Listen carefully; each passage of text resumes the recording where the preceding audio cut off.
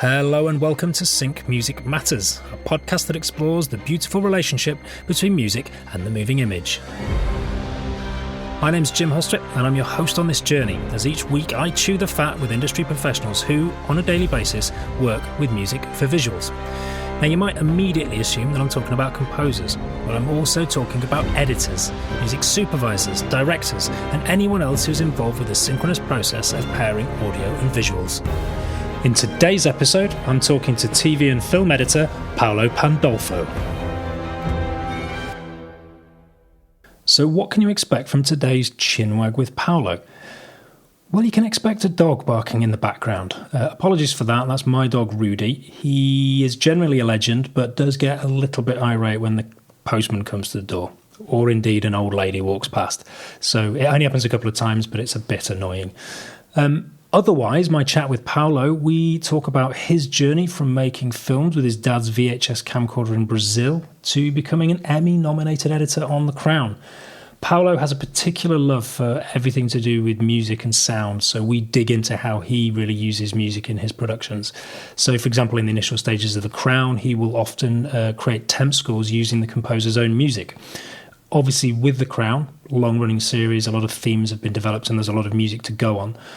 But seemingly this is also common practice in new series as well, whereby the composer will provide music ahead of time so that the editor can temp it with their music rather than someone else's. Conversely, there's a show that Paulo worked on called Apple Tree Yard, where he had a bit more creative freedom because the composer gave him the stems and allowed him to sort of get a bit more creative with the music in that sense. So we dig into that. We talk about the importance and power of creative compatibility in a working relationship. We talk about the difference between cutting long-form narrative versus cutting movie trailers, both things which Paulo has experience with, and I was interested to sort of know the nuances of that. We also discuss the pressure of working with someone looking over your shoulder, something that I can relate to from my time producing artists. Sitting with somebody by your side was always a bit of a disconcerting prospect. We talk about Jurassic Park and Psycho, both movies which were seminal in Paulo's creative development. And we also talk about Hollywood greats such as Gerard Butler, Steven Seagal and Jean-Claude Van Damme. As ever, all the music that we discuss in the show is linked to in the show notes. And if you enjoy the podcast on a regular basis, I would be hugely grateful if you could pop on over to Apple Podcasts and just leave a rating and a review. It just helps the podcast reach as many peeps as possible. So without further ado, grab yourself a jammy dodger and a brew, and let's talk to Paulo Pandolpho. Paulo is an Emmy-nominated TV and film editor. He's currently working on Season 5 of The Crown, having previously worked on Season 3 and 4. His Emmy nomination was in the category for Outstanding Single Camera Picture Editing for a Drama Series. That was in 2021 for Season 4 of The Crown. Other credits include the BBC series Dracula, The Origin by Andrew Cumming, Tin Star, starring Tim Roth for Sky Atlantic, Les Miserables, or Les Miserables as it's known up north, and Apple Tree Yard. Paulo, thanks for joining me on Sync Music Matters. Hello, nice to be here. First question I always ask everyone is rewind to when you were about, between 5 and 10 years old or in that period. If someone had asked you, what would you like to be when you grow up? What would you have replied? I would have replied that I would like to be making movies. I have one of those. Not specifically editing, but making. No, I mean, it wasn't long after that I kind of realized that editing was the thing that I liked, but I was one of those lucky people that kind of knew from a very early age what they wanted to do. I remember what happened to me was, I always loved watching movies. I would watch and rewatch movies from 4 or 5 years old, and kind of say things to my parents, say things about plot lines and, continuity things and things like that to my mom and dad, and they would always find it really weird. But when Jurassic Park came out, I was around 7 or 8, I think, and I remember seeing that in the cinema and just being completely blown away by what I was seeing and just thinking, how do they do this? And that's what I want to do. And then I think it was the year after my dad got a VHS camera just for the family, and I kind of hijacked it, and then I started making my own films, and that's the kind of like how it all began. And then editing came from, VCR to VCR editing, so kind of very, very linear editing, playing records. I kind of discovered that all by myself around age 11, 12, and did a bunch of that. And then that's when the first kind of consumer-friendly kind of, digital editing thing started coming out. And then, I was around 15, I think, when I got my first kind of. It was a premiere at the time. And do you still harbour ambitions to direct, or are you sort of happy just editing? Oh God, no, no. What happened was, I mean, throughout my kind of childhood and then my teen years, I obviously wrote and shot and cut and directed all the films, and I got all my friends to act on them and all those things like that. When I went to film school in Brazil,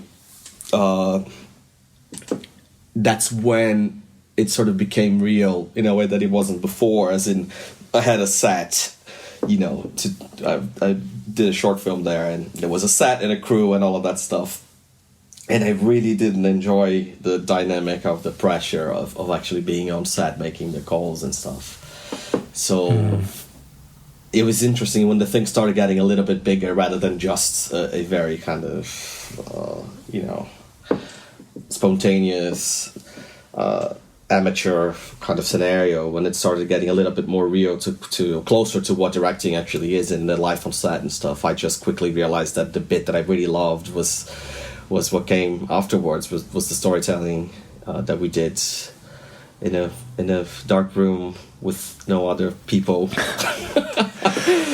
I completely associate with that. It's a bit kind of similar to my journey. Like at one point I was out performing a lot, as a singer-songwriter, and I kind of massively realised that, hang on a minute, I much prefer being in a dark, soundproof room on my own for large periods of time, rather than being on stage in front of people and having the pressure of having to perform and all that sort of stuff. So yeah, I get you big time.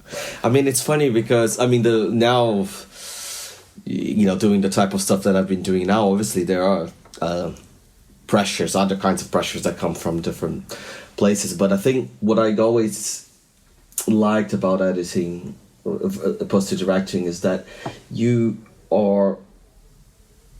I think directing, you depend on so many people, and a confluence of so many people and so many things going right in order for you to be able to get that one shot or that one chance to get that scene or whatever.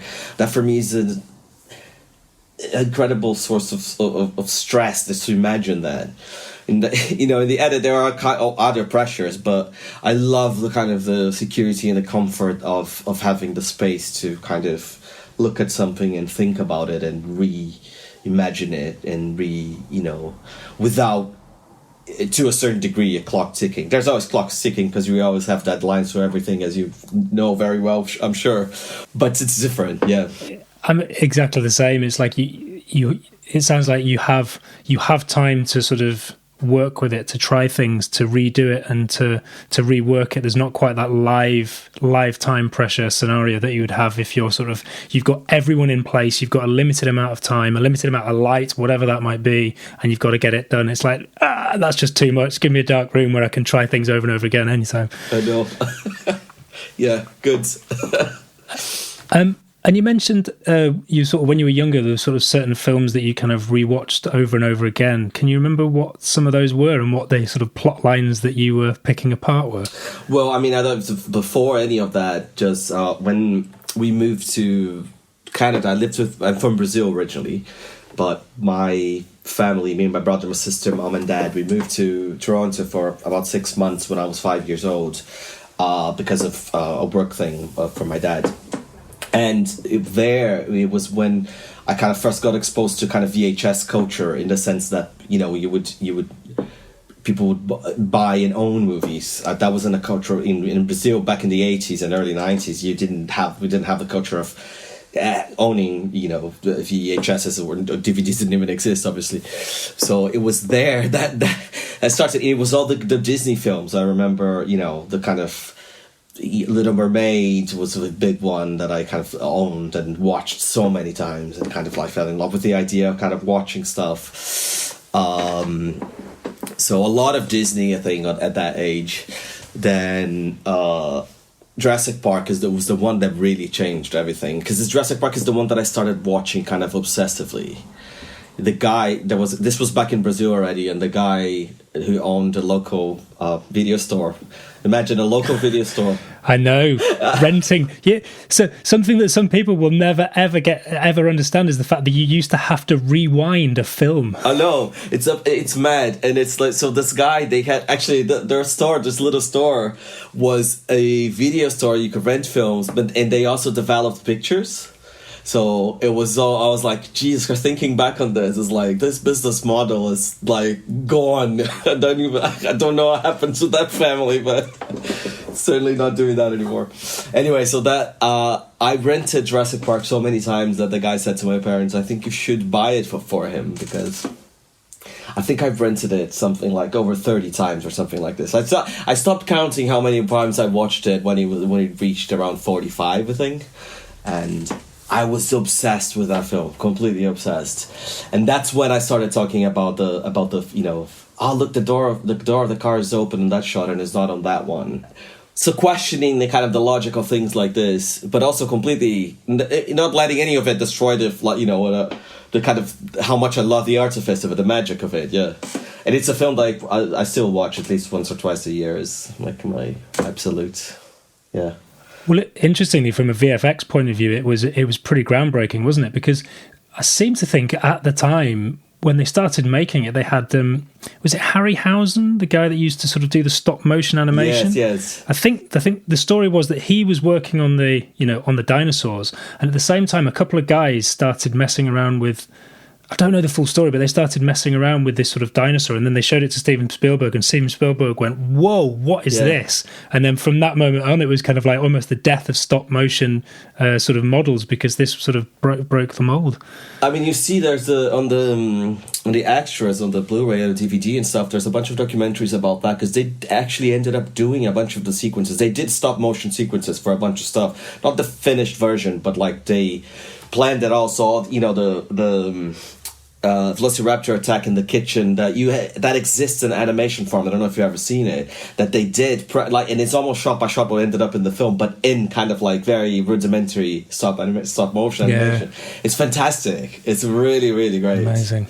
Yeah, it's really fun. Yeah, groundbreaking VFX. You mentioned sort of from Brazil. What was the reaction from your parents when you sort of said you wanted to go to film school? Were they supportive of it, or was there sort of a moment of like, what, film school? Surely not. They were really supportive. I mean, because it was something that happened really organically. Throughout the years, I kind of had this interest for film, and it started, making my own film. So it was something that happened through this long period of time. So it wasn't a surprise. By the time I had to actually make the call to do it, it was kind of obvious that that's what I was going to do. But in terms of, they always kind of were so supportive from the beginning, and thankfully, we come from a family that had the means to support the passion, and so help me buy a camera and help me buy editing equipment and things like this. And my mom was an arts teacher, so had a creative kind of inclination anyway. And my dad, even though he was in the kind of the business world, he's incredibly creative himself and always really believed in it. They were a dream as far as having people that support and believe in what you want to do. Really, I'm very grateful. So you finished film school. What was the sort of path then from finishing film school to kind of where you are now? So I did a kind of short course in Brazil, which was 2 years, rather than going to one of the more prestigious kind of universities. You have a couple there, which are normally 4 years. But instead, what I did was do 2 years on this kind of, being honest, not very good course, but because I had so much experience of having done so much of my stuff, I think I made the most out of it. And then with the rest of the money and the time that I had, I went to New York, and I went to the New York Film Academy and did a couple of courses there. So that was pretty cool. So I was 20 when I did that, and I did one course that was filmmaking. So in general, you kind of rotated between directing, shooting, editing, doing a bunch of stuff, writing your own stuff, shooting on film, which was very cool. And then I did editing after that. So that was amazing. It was a great experience. I then went back to Brazil and find my way into post-production through, funnily enough, someone who my mom had been the teacher of when she was an art teacher. And this person who became my boss and one of my closest friends now, it's called Ale Casolari. She was a post-production supervisor and had just done City of God at that time, and had done really big Brazilian stuff. I started working as her assistant, and then stayed with her for about 4 or 5 years. And I wasn't cutting then, but I learned everything I could about post-production because I was always in the mixes and the grading and, in and out of edit rooms, and just learned so much, and working on really big stuff, working with all this, Fernando Meirelles and all this kind of really big guys through her, because of her. So, but after 4 or 5 years of doing that, which is ostensibly a kind of a producing job, it's a desk job, essentially, really, it's more organizing everything. I said, look, I've learned so much, but I need to get involved creatively with stuff. And then that's when I started looking up MAs that did editing, and I looked all around, and then I found an FTS course, which is how I ended up in the UK. But just thinking I would come and do a couple of years of the masters in editing, because I thought the program was the best for editing, is by far the best in the world, really, that I could find at least. And then came to the NFTS, and then from the NFTS started working, and then cut to this 11 years later, here I am.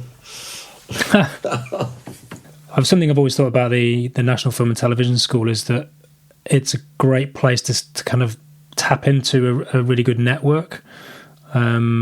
And then presumably sort of that a lot of that network is based here in the UK, so it kind of makes sense to, and there's obviously a lot of sort of production goes on here as well, so Definitely.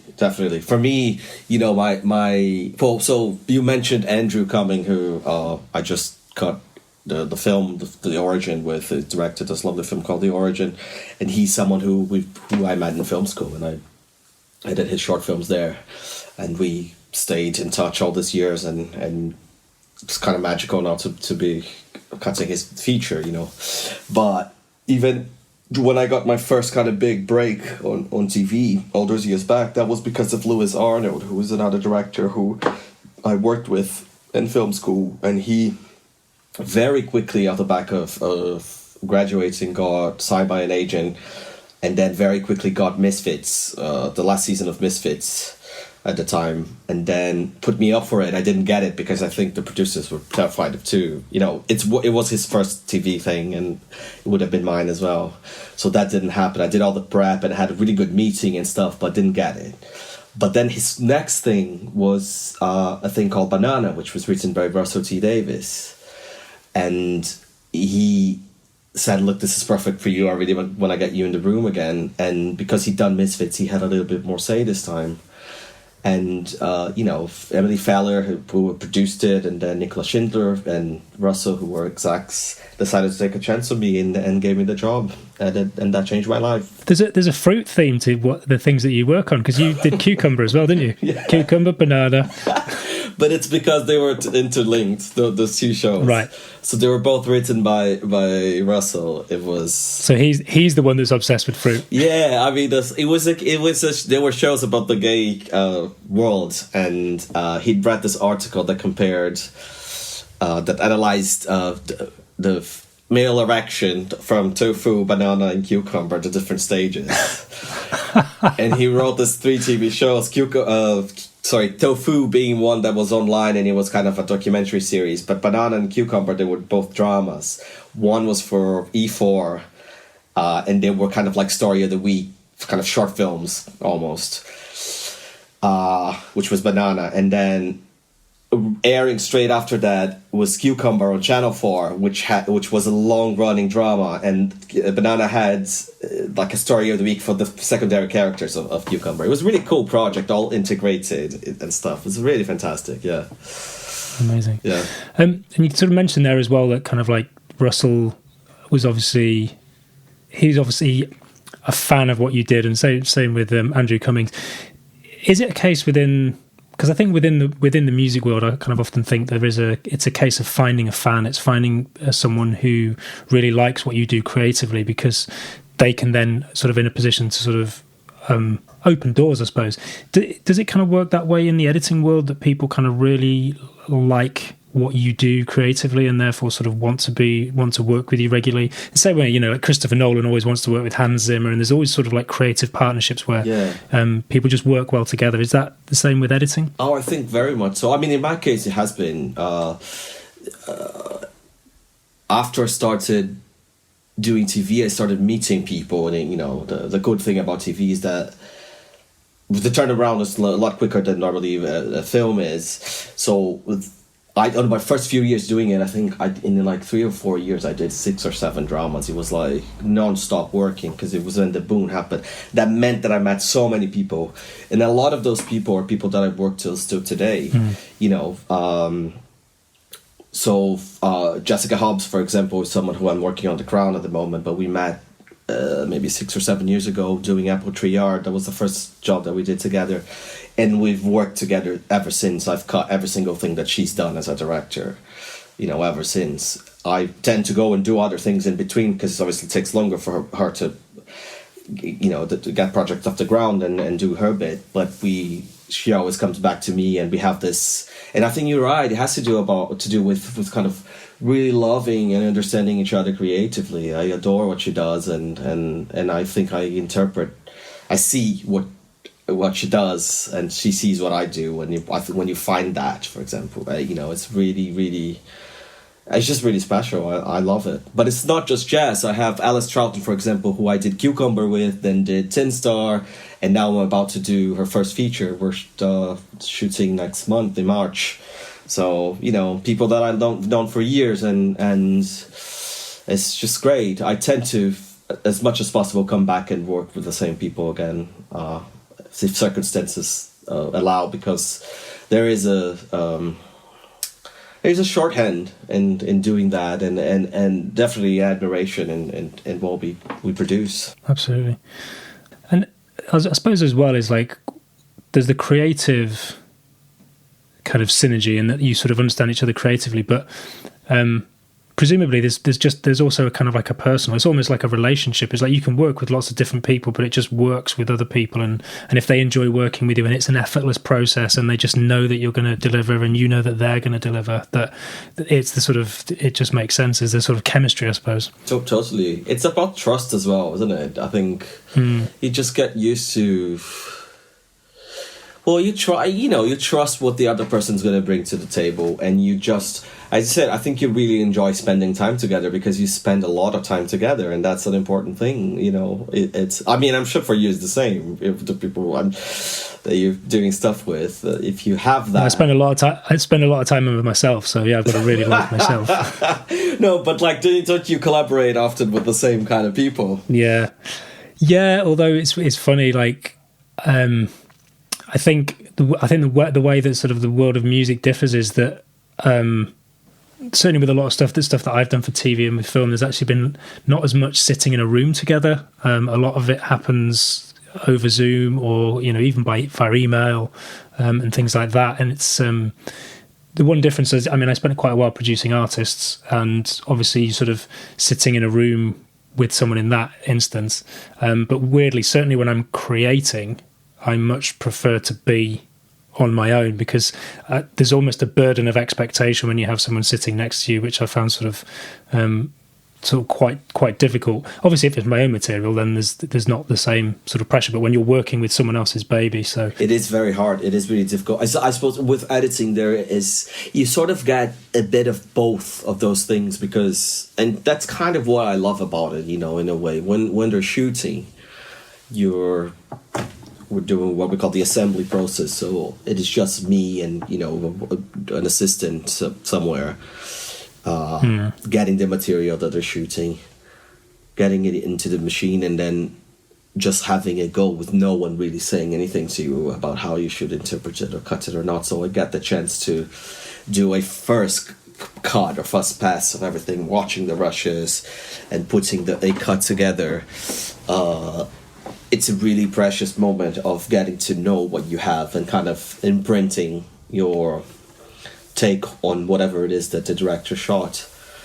But then when they finish shooting, then this other stage begins, which is together in a room. Then you're together looking at everything again and reinvestigating and re-auditioning takes and blah blah blah. And when you know the person, it's much more comfortable going through that. But then there's yet another stage, which is when the showrunners or, you know, the producers and execs get involved, and that's the hardest. I think. Yeah. Too many cooks spoiling the broth. Yes. Like, and 10 different opinions. That's right. And you know, and then I'd find more and more there's this tendency to actually sit in whilst you're trying things, and that's just a really uncomfortable feeling creative. You have to do it, you know, it's kind of part of it. It's part of it, but it's, I don't know, somehow you seem to forget how to press all the buttons and what to do, you know, when there's really important people in the room. Yeah, absolutely. It's like when there's red light syndrome, isn't it? Once that red light goes on, you know you're recording. Like even some really good singers just sort of turn to jelly in that instance.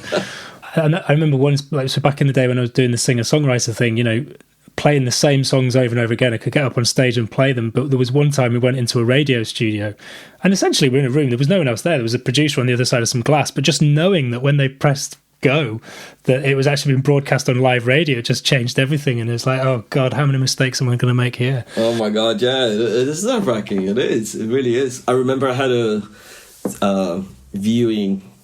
It was the first screening of the first episode of a new show. I won't name names, but no, okay. I was with me and the director there, and we'd worked on it for weeks at that stage.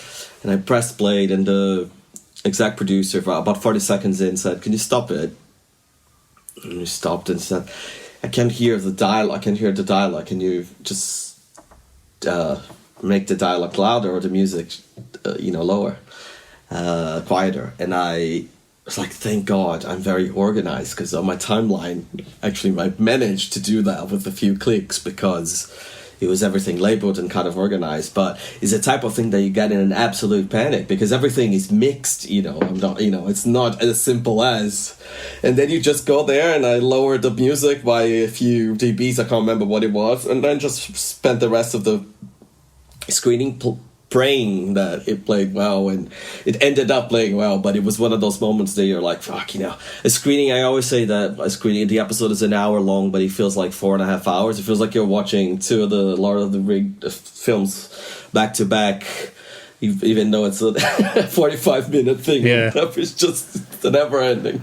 Well, I suppose from your point of view as well, what was great in that instance is that whoever was listening had a problem with the audio. It's like, okay, cool, that's not my department. That's as long as you're happy with the visuals, great. Yeah, audio's rubbish. Yeah, sack the dubbing mixer. No, but it was the edit. It was in the edit. It was very much my responsibility because I was the one, doing the sound mixing at that stage, which I love to do, and I just absolutely adore working with music and sound and spend a lot of time doing it. So, it was a bit hurtful. Under the skin. On the sort of projects that you're sort of working on at the moment, what kind of split is there in terms of sort of composed music versus, say, production music, where you're kind of actively making choices about what music gets used? Right, so at the moment, I'm in the season 5 of The Crown at the moment, and this is the third season that I'm doing, third time with Martin Phipps writing the music, brilliant composer. And with The Crown, what happened was, because there's so many seasons of it, there's a backlog of like a catalog of things that Martin has written for throughout the years. He did the music. He's been doing the music from Series 3 onwards. So there's quite a lot of themes and and pieces that he's written throughout the years that we have access to. This long library and stems for all of those things. So in The Crown is really, really rare that any music that isn't from our composer is used as score. Like, we don't tend to use temp music from other films or other composers in it. I think more and more there's the closer we get to kind of current times, Peter Morgan, the showrunner and creator, it's very keen to use commercial music, pop music, as part of the show, but it's very rarely used as score. It is normally kind of within a scene. You start getting the influences, but that was a huge part of. I don't know if you watched it, but last season, obviously in the 80s and Diana coming in, music was a huge part of kind of making that transition and creating really interesting moments. I think just of 80 hits playing in Buckingham Palace and things like this. But a lot with Martin, there's a lot of material that you can pull from when you're cutting, and at the same time, he's constantly writing new things for the new season. And not to picture necessarily, but in the beginning, even before we started this year, he gave us about, I think, 8 or 9 kind of themes that he'd been working on based on script. So not picture or anything, but ideas that he was having, and that he would name. He would like title them. You would get an indication of where he was imagining that to go, but he always said to me, I didn't write this for that. You can take this and use it however you want. He was always very open about that, and I think interesting things came from that. Come from. Yeah. So I suppose in that instance, he's then giving you pieces of music which, whilst he may have had a specific scene in mind, you kind of then have free reign to go, actually, this feels like it'd be really good in a different place, and you get to kind of experiment and play around with that. Yeah, I mean, he's super open to that, and sometimes it doesn't work, but other times it works, or sometimes it's kind of a hybrid. It leads to an idea of that actually doesn't quite fit here, but that's thematically instrumentation has to matches up with that other scene of this and it's a really organic process, I think, with him. Martin is really great, and in allowing space and creative input from the editors who want to have so it's, yeah. And what about like the origin then? So when you're sort of doing a feature, in that instance, are you putting in temp tracks initially, or not? So that was on the origin was a little bit more of a mix. So Adam Valsky, I think it's called, his surname. Sorry, Adam, I always butcher your surname, but he's an incredible composer as well. He did the music for Saint Maud, who was also actually produced by Oliver Casper, who produced our film as well, The Origin. So Adam gave us a bunch of themes as well that he'd worked on, and he gave me a bin full of things, not just with actual full cues, but with drones and sounds and things that he'd been creating.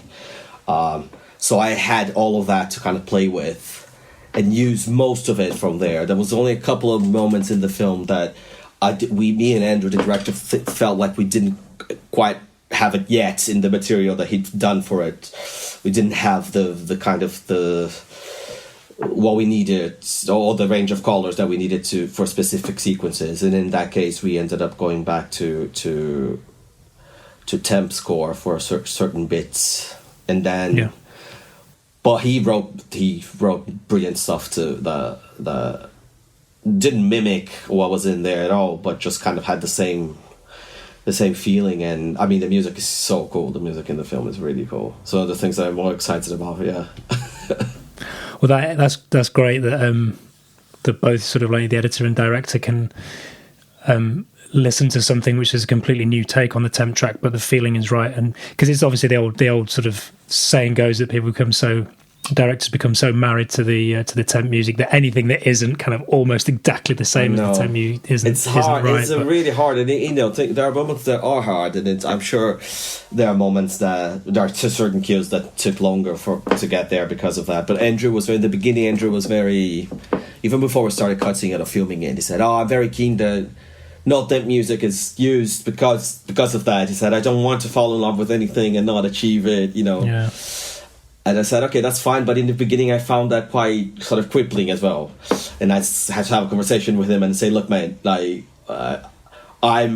it's also kind of now affecting the editing process, I think, because I'm scoring things, or I don't think we're exploring the full potential of something I think can be, because I simply don't have in the things that were done for us yet. I just don't have it yet, because poor Adam can't write. It's just really hard. You write a bunch of stuff, and then he wrote most of those things before the film even existed, a single frame of it. So we didn't even know what the world of the film was. And our film is a film set 43,000 years ago. So so he had a challenge in itself, which was to try and find things that were interesting, but that didn't sound like instruments, because obviously there wouldn't be instruments, and things of the time, let's say, but obviously, so not exactly that. But you won't hear a piano in a film, or or a recognizable string or something like this, and that was really difficult to. So I imagine a really fun challenge to. You should talk to him about that.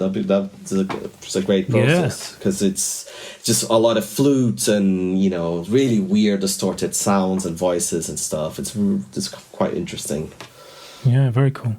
And you mentioned a minute ago about how actually not being able to put in a temp track, or not being able to sort of put in music was actually problematic for you. What was the problem, and what was? Yeah, how was it holding you back? Was it in terms of sort of like in providing emotion or rhythm, or what was it that was? I think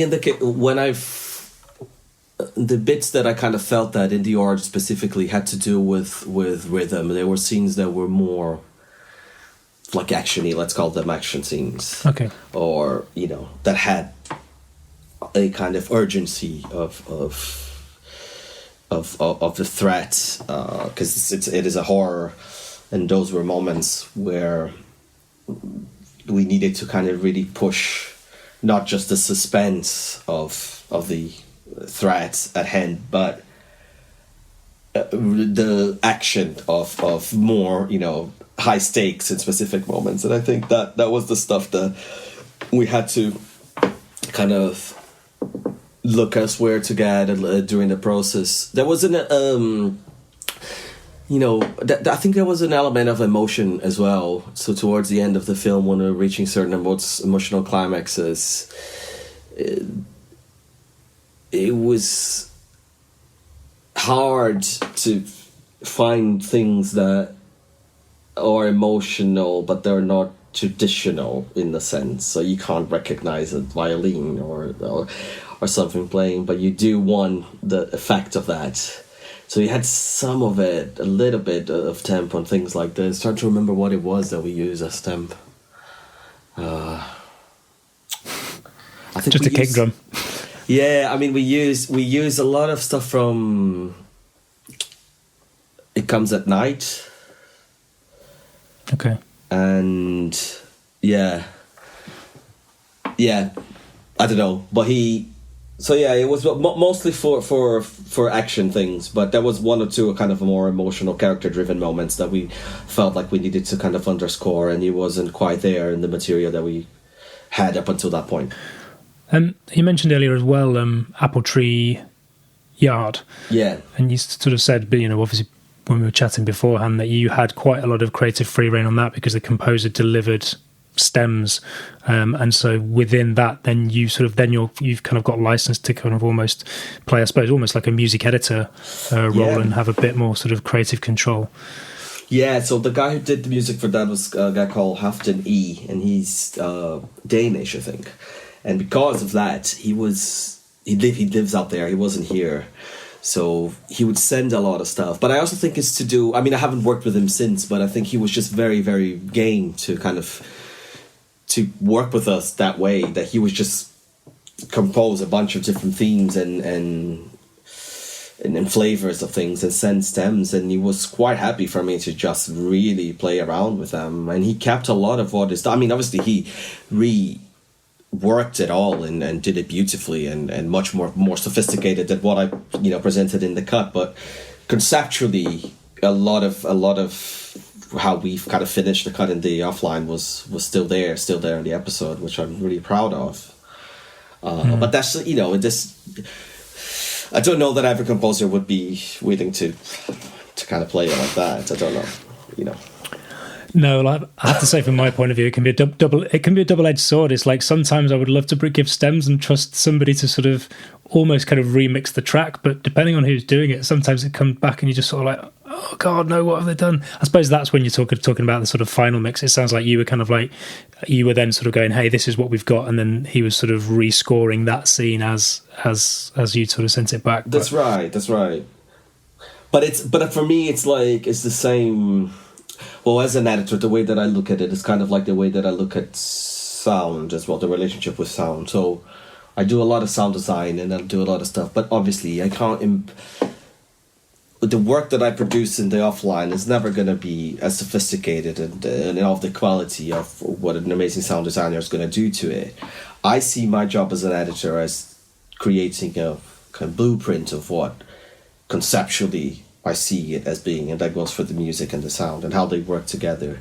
And because my work kind of, I think, is very dependent on those two elements in order to work, I try to spend a lot of time in it, and then I'm really happy when I see the people who actually do those things take it and then elevate it and take it to the next level of how you actually do it. I never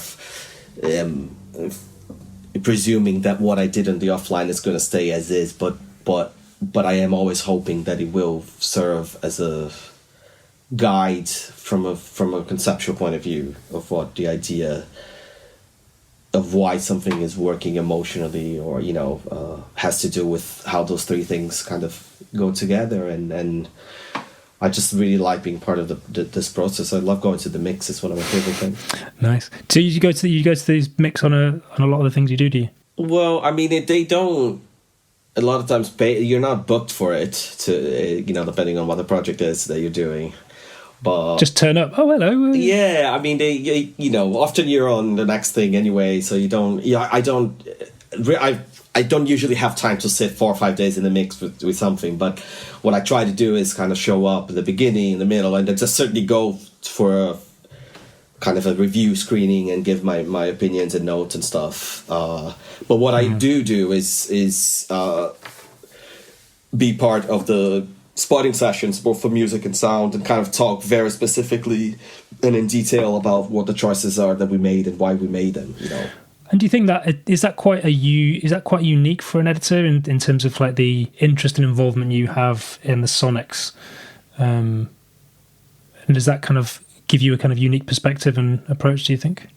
See, I don't know that it is, because I mean, for me, it's the things are so connected that I can't even imagine how you can be any other way, really.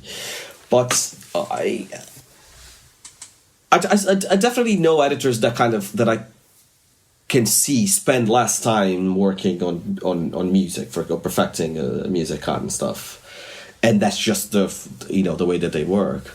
But I think I would be pressed to find an editor that is not really fascinated or that doesn't recognize the importance of those three elements working together, and it's not kind of tuned into it. I think every editor is.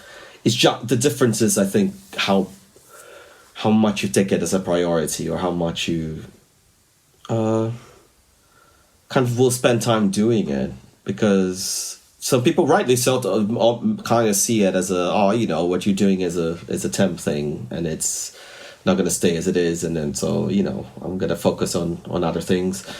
I don't know.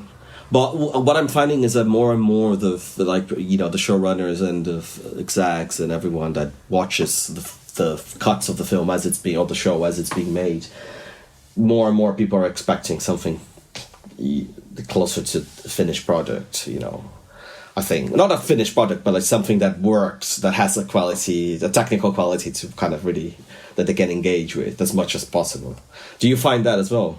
I think so. Yeah, I think the age of the demo is kind of is gone. I mean, I think even sort of famously, you know, Hollywood composers will you know pay an orchestra to play their demo cues just so it sounds as close to the real thing as possible. That, you know, there's obviously depends on what level you're at, but by leaving anything to someone's imagination, it can be quite dangerous, because you're relying on that person being able to sort of see beyond the limitations that are in place. So actually, if you deliver something which is as close as possible to the final product, then they don't have to use their imagination. That puts them at ease, and I think probably makes for a smoother running process. It's true. It's just a dangerous game to play for everyone, because, I mean, I agree, and obviously it's much more satisfactory when you do spend time on those details and work things as best as they can, but the reality is that the time allowed to do it hasn't changed proportionally with the expectations, I don't think. So, you know, you're expected to to kind of polish something and have it present on a regular basis, because you have, you know, constant viewings and screenings and stuff, and you don't necessarily have much more time than you would have to do it. I suppose the digital age has probably been a bit of a game changer as well, because there's obviously increased flexibility. So, you know, once upon a time, if say for example a commercial track had been mixed and the sort of record label listened to it, you know, to go back and remix it was a big job, because you couldn't save the settings on an analog desk. It was basically, once it had been mixed, that was the mix, and you would literally be going back and sort of remixing it again. And I suppose the same is true with music now. There's such, you know, we're no longer sticking bits to get you, like you were talking about earlier about VHS and sort of that linear editing process. You're not splicing pieces of tape together again now, so it's a much quicker process. So therefore, I suppose people kind of know that, and so therefore maybe go, okay, well, you know, we keep changing things. I think I was on one of the interviews, I was talking to I think it was Isabel Waller-Bridge was talking about, I think it was a Stanley Kubrick film, and he basically sort of went to the scoring session sort of 2 years into the making of, I don't know whether it was A Clockwork Orange. I think the composer's name was Andrew North. And 2 years into the sort of the making of this film and the scoring, and he went to the sort of scoring session, and after the first cue or something, he sort of famously stopped him and went, "Does it all sound like this?" And it's sort of like, no, when you're sort of that far in, it's not like it's not as easy to sort of go back and re-record. At least if it's all MIDI, you can, and it's a demo stage, you can sort of turn it around and change it more quickly. But but it's cool that you spoke to Isabel. We've worked together actually. Did you? What have you worked on? We did The Split together. Okay. And actually, cool. I think we're about to work together again on a film. So she's lovely. It's really great. Awesome. Yeah, she's great. Yeah. Yeah, it's a fascinating chat I had with her. That should be out in a couple of weeks. Oh, how cool! We're gonna listen. Yeah. So, I mean, we've talked a lot about your successes, Paulo. I think something I'm always very interested in is the failures as well, just from the point of view of, I always think those are the things that teach us the greatest lessons. What's sort of, not necessarily a failure, but what's one of the sort of the biggest lessons, or, you know, a really important lesson or really important learning experience from your career, which you think has been sort of pivotal in your development? I think you I mean, look, you get, every job you get a different one, I think, and somehow I think I've learned in the last few years, I mean, it's hard to talk about specifically about what were the projects and situations, because it wouldn't sound good, I don't think, for people. But I've been in situations in the last few years where I've kind of had a feeling about something and then was too tempted to do it, ended up doing it, but didn't really feel like I didn't really believe in it, really, if I was honest. And I think I've learned how to trust that much more, and to kind of your intuition, and and kind of emotional response to things, and and also to thankfully I'm in a position now where I'm in a place where I can say, oh, I won't do this, or maybe I'll wait for the next thing, or you worked very hard for many years in order to kind of get to this place, and I think it took me a while to kind of believe it, to kind of say, oh, but I have to do this. If someone's offering me this, I'll have to do it. And I turned a few things down, and then there was something that came my way that it was just too flashy to turn down, and I did it, and wish I hadn't. So I learned something there. So yeah, interesting. It's almost something that comes with time and experience, isn't it? Because when you're starting out, you sort of think you have to take every single job that comes at you, and as such, you maybe end up doing jobs which you're not ideally suited for. But as you become more experienced and probably confident as well, you can then sort of, I suppose you have to maybe go through it as well to actually start to understand what is and what isn't right. Saying no to work is something that's very difficult to do to begin with, but actually, interestingly, by saying no to things, sometimes other opportunities come along which, had you said yes to that thing, you might have missed out on. So yeah, that's right. And it's like the other thing is like in what I do, a lot of the saying no or yes to things is based on the script that you get. Obviously, it's not the only aspect that you consider. There's the people who are involved with it, who's who the directors, who are the producers, where is it going to air, who are the actors, all that stuff. But responding to a script, that's something that I think had to learn and am learning more and more, because things just read very differently than what they end up being, and every writer has a very different way of writing. Sometimes you're very seduced by the way something is written, but it doesn't. I don't know, it's hard to kind of judge it. I've found it really difficult, and I think I'm getting better at looking at something and going like, wait, but what is this really about, or I'm missing the story element, or that doesn't work, or I can see through this, or knowing how to judge something on the page. I found more of a challenge, and I still find it difficult, but I think I'm getting better at the more things you do. I think because definitely you get some experience. Yeah, I mean, I think it's interesting because I think probably sometimes I watch a film and sort of go, Did the actor actually even bother reading the script for that? Because surely if they'd read that script, they wouldn't have agreed to do the film. It's like, it goes both ways. I don't think Gerard Butler's read a script for about 10, 15 years. No, he must have read the one. What was I really enjoyed that recent one with him. With the Olympus Has Fallen. No. It was like one of those. How was it, Greenway? Was it I think it was like a meteor coming or something, but it was one of those ones. But it was really cool, actually. It was really. Oh, was it? Yeah. Yeah, I mean, there's certain actors where I've just sort of got to a point where I sort of vowed I will never ever watch another film that they're in, just because they've just stopped reading scripts and they just stopped doing decent films. Like, I don't know whether I should sort of name. Although, to be honest, I said that about Jason Statham, but I did end up watching. To be fair, I just had COVID and I was in bed and I didn't have anything else to do, so I watched Wrath of Man or something, which is a new film he's Guy Ritchie one, on right? Amazon Prime.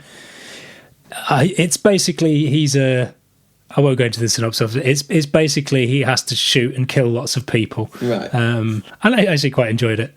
But I had vowed. I vow every single Mission Impossible. I've watched Mission Impossible. I love espionage films. It's like my favourite sort of kind of genre of film.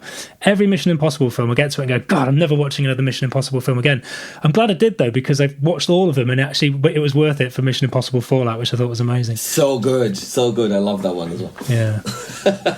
So there's another one coming out now. So they've set the bar pretty high. So there's a lot to measure up to. But it's funny how Mission Impossible Fallout has made me forget about the other, what is it, 5 or 6, which I thought were 5. Fallout was the 6th one, I think. Yeah. So yeah. Was it 6? Yeah. So there's the 5 turkeys before that, and then worth it for Fallout 6. Mission Impossible 6. That is good. Look, I really believe in watching all sorts of things and knowing what you're watching. Like that's the thing. Like I've been accused of liking everything in the past, by people. Some people, usually film people. But I take it as a compliment. Have you become more discerning, do you think? I mean, what does discerning mean? I think, well, because when you said like you've been accused of liking everything, I think I was the same. Like I used to just watch anything and like most things, whereas I find increasing. Well, so I'm increasingly harder to please. So my reckoning is that I'm becoming more discerning rather than just becoming a sort of like a grumpy old bastard. I agree. I agree with you. I think that's a really fair, a good assessment, and that I subscribe to as well. I definitely, but I still enjoy watching things and all sorts of things, and often will enjoy. You know, like I'll go. Recently I watched The Power of the Dog on Netflix, the Jane Campion thing, which I absolutely adored, and then I think it was the day after I went to see Spider-Man No Way Home and loved it as well, and and that's fine. Like you just have to know what you're getting yourself into. You don't have to like everything, but you have to know how to watch things. I do believe that. Yeah, manage your expectations. Yeah. You can't go into a Gerard Butler film expecting you're the same that you will. Expecting anything good. Okay, yeah, the period, yeah. Sorry, I'm turning this into a Gerard Butler bashing oh my podcast. God. Getting a taste. I suppose, we're on the subject of sort of TV and film, so this is a good point. You mentioned earlier City of God, which I'm glad you did, because that is probably one of my favourite films of all time. It's definitely up there in my top 3 films of all time. It blew me away when I saw it, and the way that the story, the way it's put together, the timeline, but also the acting and the fact that they went into the favela and they just got ordinary sort of people and got them to act. It gave it kind of a gritty rawness, which I think I'd never really seen in film before. What are some of the kind of sort of film? You mentioned Spider-Man. It's obviously there's obviously a fanboy kind of side in terms of you like the Marvel. I'm very much the same. I kind of love the kind of those big action extravaganzas, but then at the same time, the sort of smaller, maybe more art house. But what are there certain sort of films that you mentioned? Jurassic Park as well has obviously had a huge impact on you. Are there some others that you can mention? Yeah, look, City of God was one that was also really influential for me because, being Brazilian as well, when I can't remember how old I was when that came out, but I was so impressed by the quality of it when it came out, in terms of everything, in terms of the acting, but in terms of how it looked and sounded, and so it felt sophisticated, like some other Brazilian films of the time just weren't. And I was very happy, very lucky to kind of then work with most of the people involved in that film a few years later. As I said, Ale, the post-production supervisor, and then Fernando, I did films with him. Daniel Rezende, who cut City of God, is a good friend of mine, and he's now a director. So it's like, but he got nominated for an Oscar. I think he was maybe 26 or something like this for that film. It's like, it's pretty good. The guy is like, that was his first movie, by the way, as well. First film. Wow, really? Yeah. That's incredible. But in the cinematographer Cesar Sarloni as well, it's just a confluence of incredibly talented people making something really special. So I think I really hold that film as a landmark as well, in terms of saying, wow, we're here in Brazil, we're making stuff of this quality for sure. But going back, I think another kind of really important one for me was Psycho.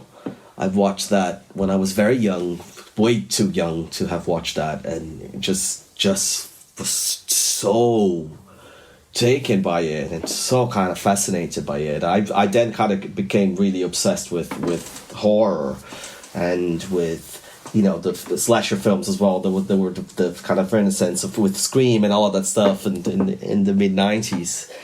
It came from me already loving horror because of Psycho. I think me and a friend watched it when my mom was away a weekend, and my grandma was staying with us and let us watch it for some reason. And I couldn't take a shower for months without being terrified. But it's amazing, and I obviously didn't understand why it was so amazing. But now looking back and rewatching it, no wonder I would love that. Look at the editing in that film. Look at the use of score in that film. Look at that. It just makes perfect sense that that's something that would be completely kind of mind blowing for me at that stage. So Psycho definitely. I think The Shining was a big one as well. Then David Fincher stuff, I remember really, really loving Fight Club at the time that it came out. It was a film that I watched many times and I thought was transgressive, and and just had very interesting use of techniques and stuff.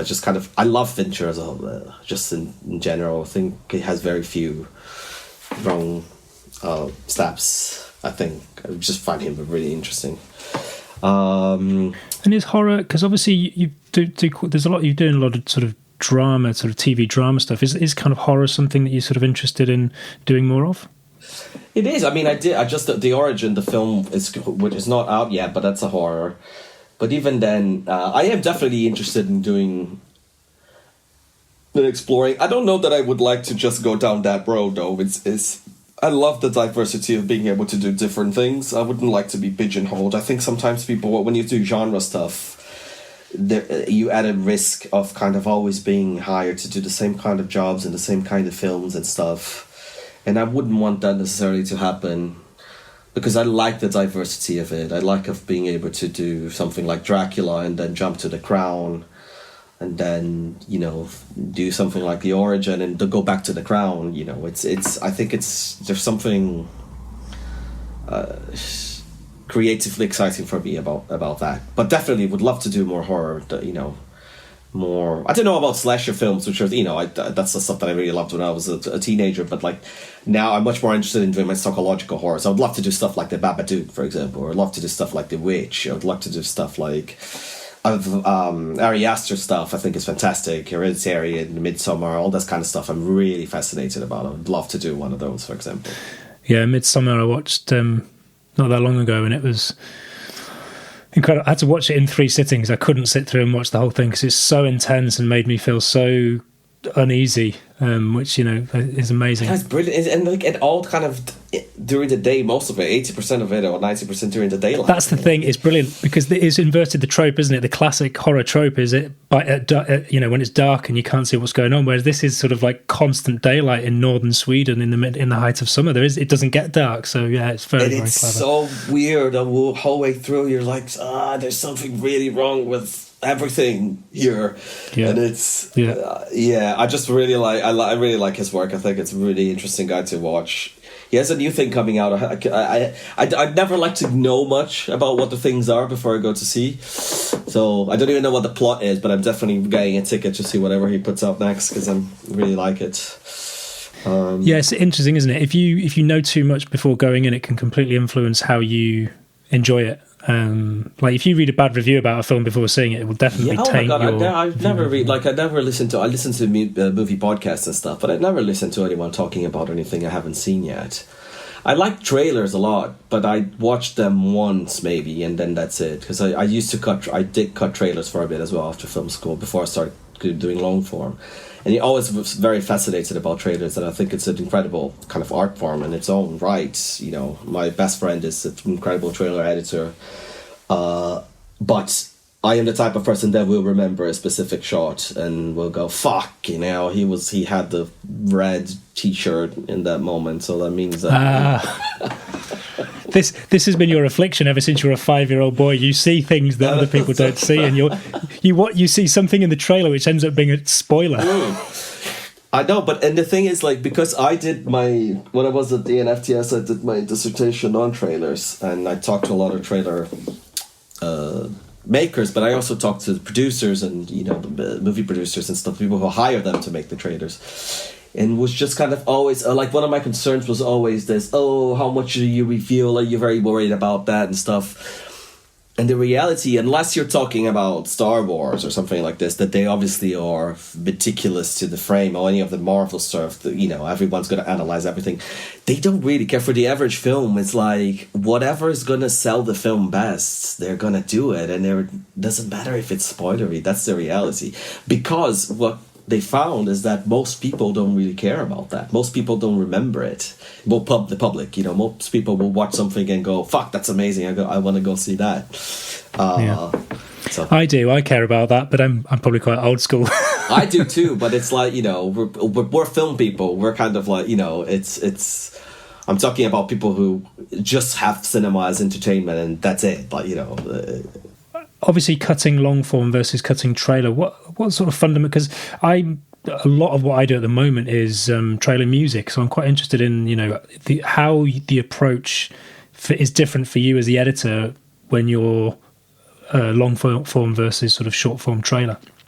I mean, really kind of implicitly different, just based on the principles of it. When you're doing a long form something, like my creative process, as I was talking about the assembly and stuff, is to go scene by scene, and to the way that you engage with when you're trying to assemble a scene together, put it together. You get all the material, all the different takes for that one specific scene, and for the drama of that scene, and the whatever that specific scene needs to work. You put all your attention into that. So it's kind of like a really zoomed in version of it. Whereas when you're doing a trailer, you are kind of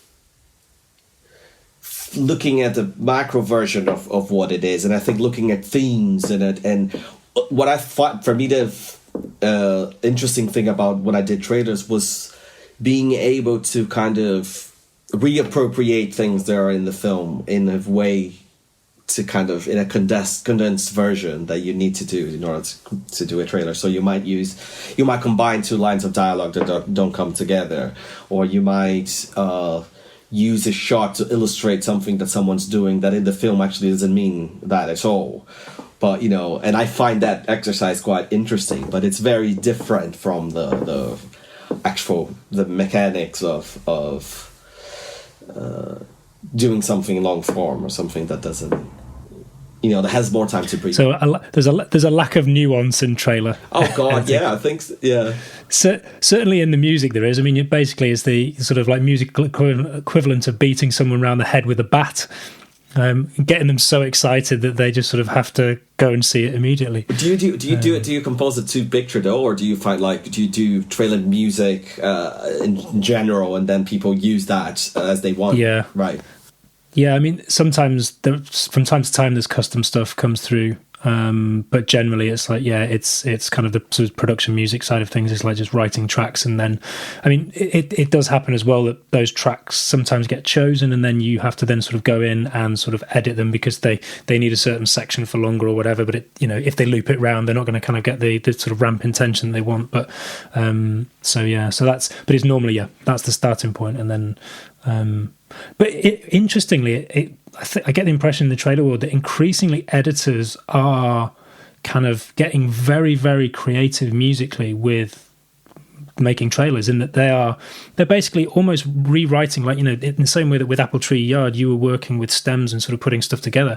I think increasingly within sort of like trailer agencies that the editors are doing the same, that they're almost taking stems from different tracks, and then they've got sound design stems, and they're almost sort of building it as almost a unique piece of music themselves. And then it may be that sort of like a music producer or composer comes in to sort of help tie it together. But it just feels like editors are sort of getting really creative with that. And, yeah, I mean, certainly the people that I worked close with when I did about a year in a trailer company, and I mean, they were all incredibly talented music editors. It was kind of, you sort of have to be a trailer editor, because you do so much of that. You shape it, a lot of it. I learned loads from watching them work, actually, with sound design and with music editing. I learned loads and loads and loads from those guys, definitely. Yeah Amazing.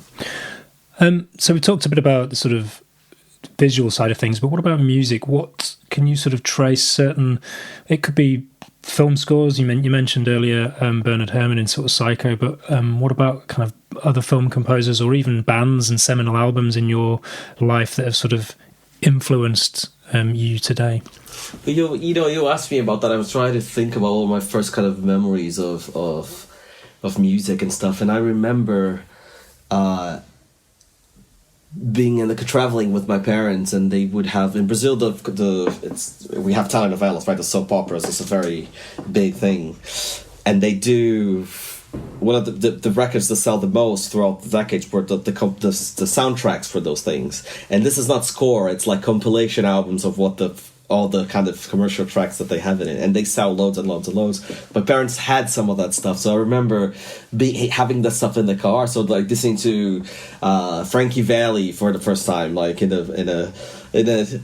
one of those compilations, and then on the same one having someone like Caetano Veloso, who's I don't know if you know him, but it's a really fantastic Brazilian musician. So, you know, very kind of mixed in the same kind of soundtrack, getting a lot of mixed things. And I think that kind of echoes through my musical tastes throughout. I never really had obsessions like about being a fanboy of a band or of a particular style. I kind of like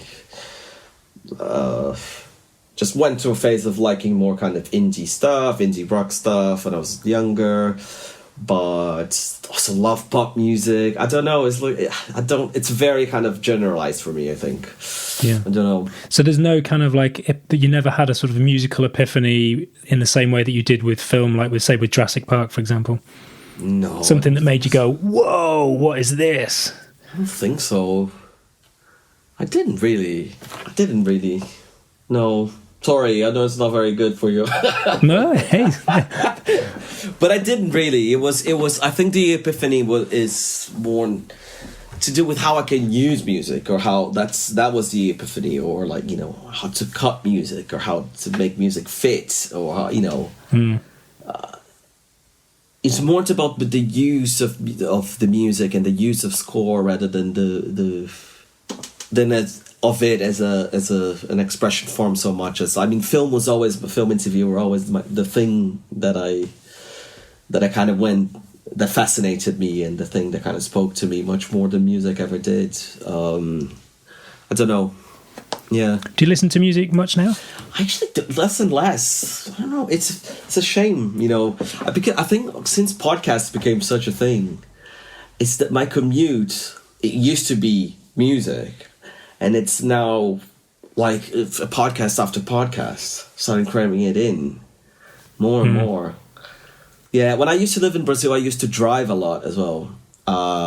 And São Paulo is famous for its traffic, so I used to listen to a lot of music in traffic. But that also went away here because I think, you know, it's just my commutes became much more to do with the podcast and sort of listening to news or film stuff. It's a shame. I often want to reclaim that much more, but it's almost like a bit overwhelming, the amount of stuff now that, you know. Well, yeah, yeah, definitely. I mean, I think certainly my relationship with music changed when I started doing it professionally, to the point where, you know, I don't really listen to music in my downtime anymore because I listen to music all day. In fact, I want absolute silence in my downtime. But podcasts, yes. But I think as well, like, the thing with music is the way we consume music. It's much more. I was talking with Mike Holliday, who's an editor, and we were talking about how, you know, you'll have a playlist of loads of different songs, but quite often you don't even know who those songs are by. It's not like you have an album and sort of 10 songs by that sort of artist that you go through and you sort of listen to over and over again, and you didn't go and buy it and you didn't look at the cover, and sort of it's not sort of got this artwork imprinted in your mind. It's just lots and lots of music which you listen to fleetingly, and sometimes you'll go, oh, I like that, but you don't engage with it in the same way, so therefore it's harder to remember. I draw similarly with I've got a Kindle, and as such, at any given time, if someone says, "What are you reading at the moment?" I can't tell you the name of the book, and I can't tell you who wrote it, because I never see the front cover, so I just don't know. Isn't that great? You're absolutely right. I was just home now for Christmas, and I was looking through my old bedroom, and I found a case that held maybe 50 or 60 CDs. It's like, you know, one of those really heavy ones. And I remembered, fuck, you know, we used to travel with this, because that's what it was, like Discman, and, you know, and took a little radio.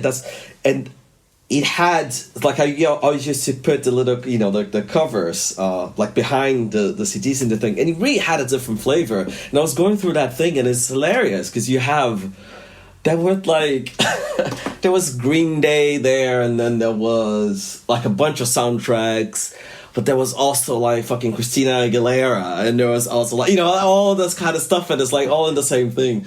But still, it was a different relationship with it. You put an album and you listen to the album before. It's very different. As I said, now the Spotify thing is like, a lot of playlists that I listen to are generated by them. Like, it's not even my playlist. I haven't curated it as well. So it's like, it's a mood one or whatever. And I have no idea what it is that you're right, that I'm listening to. Yeah. I suppose fundamentally as well is like you no longer own the music. Once upon a time, you used to go out and invest. It's like you made a decision, like, okay, if I'm gonna put £10 down on this, then I'm gonna have to make sure it's the right thing. Whereas now it's just you're renting it, you can listen to it and then sort of disregard it immediately as well afterwards. But that's right. But I'll tell you one thing I do miss from the last few years is gigs. You know, I've really missed going to a live show, going to standing with people. I'm really looking forward for that coming back. Is that something that you've kind of done a lot of in London? Is going to like live music venues? Yeah, a lot of stuff throughout the years. I've really, I mean, one band that we were talking about bands that we like. The Killers is a band that I really love to work off, and I think I've seen them about 9 or 10 times, and I always find it just so absolutely incredible. I've really missed that feeling of seeing a band that you love live. Yeah, and just looking around. Can you remember the last band you saw? I think actually the last one was Stevie Wonder, on Hyde Park. It would have been that July. Yeah, that's a pretty epic gig. If that was your last, if you were to die, never see anyone ever again, then Stevie Wonder was a good way to go. It was Lionel Richie and Stevie Wonder. That was quite cool. Oh. Very cool. That was very cool. Couple of legends. Yeah.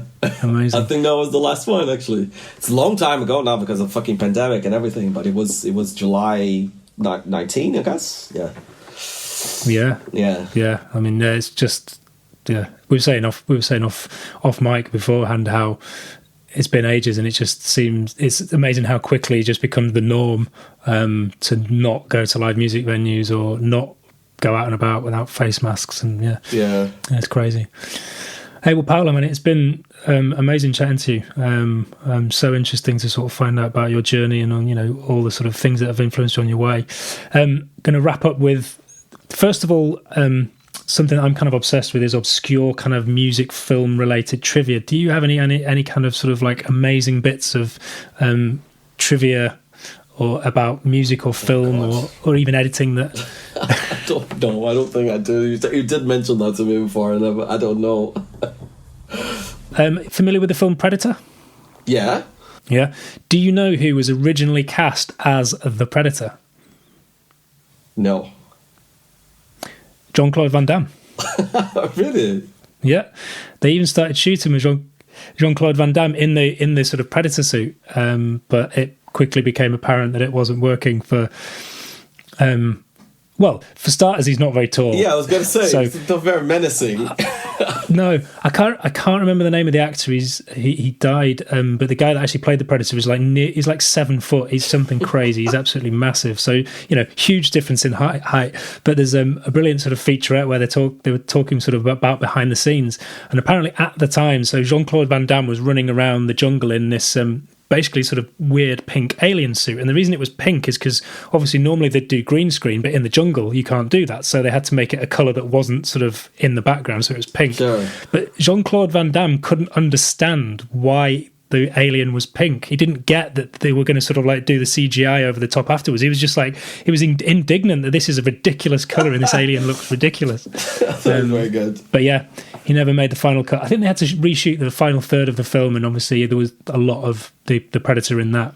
And then but he ended up doing well for himself. So hey, he's done very well for himself. Yeah. So I fairly regularly, when I stay in London, I stay over at a friend's house and we watch a sort of like a ridiculously bad movie from the 80s, and I mean, Jean-Claude Van Damme, there's so many to go on. Steven Seagal. Oh, Steven Seagal was a classic. I was growing up. Yeah, absolute classic. We watched Under Siege not that long ago. Wow, which was I need to both wonderful and ridiculous in equal measure. But actually, what was surprising about Under Siege is how good Tommy Lee Jones is as the baddie. He carries that film. He's immense in it. And either he improvised some of the dialogue, or he just turned that dialogue into sort of absolute gold. But it's great. It's brilliant. Do you know? I remembered something now that you were saying. I watched because of the new Scream film that came out. I've started watching the old ones, and I watched a documentary the other day about. Behind the scenes of Scream 3, and I don't know if you remember, in Scream 3 Courtney Cox has a ridiculous like hairstyle with really short bangs. I don't know if you remember that. I can't remember now. It was And they talked about it on the thing. Actually, this wasn't in a documentary. This was in an interview that I've seen them do for the new film. But apparently, they only had 1 week for her, for the character, because they didn't have a lot of money. And they messed it up, essentially cutting it. And she had to kind of front it and just go for it and just do it. Because he was always... I mean, you should go look up a picture of her in that film, because it's bizarre. And it was an accident. So there you go. It's a little bit of a stupid trivia. There's a bit of it. Yeah. Absolutely. Hey, I'm all about the stupid trivia. That's why I live for it. Awesome. And then, so finally, a couple of quick fire questions for you. What is your favourite biscuit or cookie? Oh God, chocolate chip. Chocolate chip, nice. Yeah. What's a little known fact about Paulo that we don't know?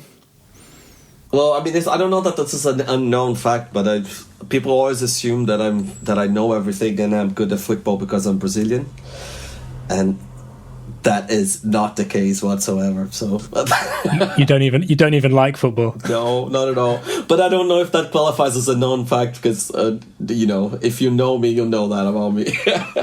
Okay, but the Brazilian nation might be up in arms that one of their own doesn't like That's football. Right. So yeah. that could be... People say immediately, Ronaldo or whatever. Like, yeah. Who? Never heard of him. What scares you? I think ending up alone, like being an old person alone. Yeah. As someone who lives in a different country, my family far away is I find that really scary. Yeah. No, man, I feel you. And then finally, what one piece of advice would you give to your younger self? I probably will tell my younger self to trust who he was from an earlier age, to just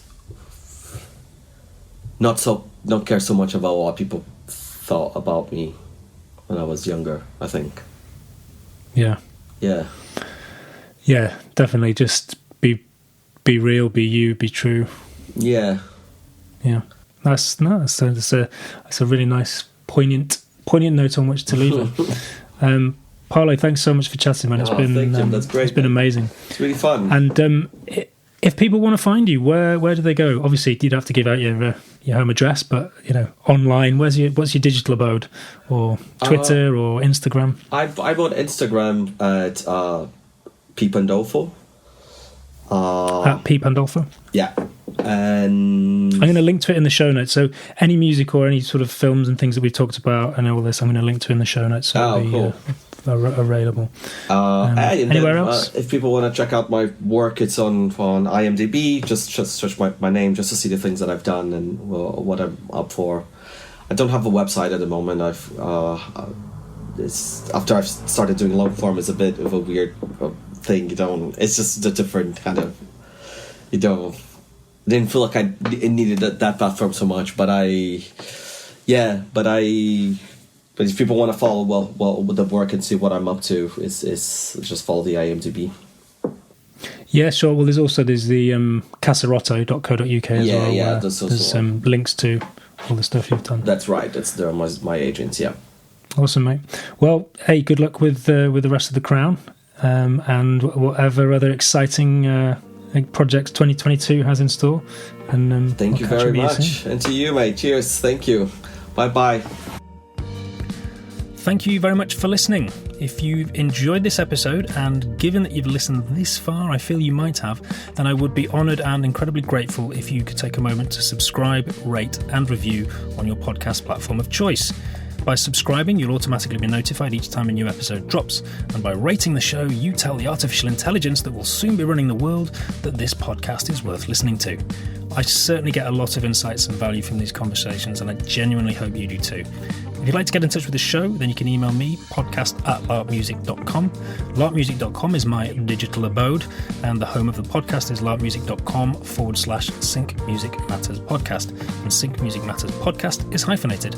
Thanks again for listening, and until next time.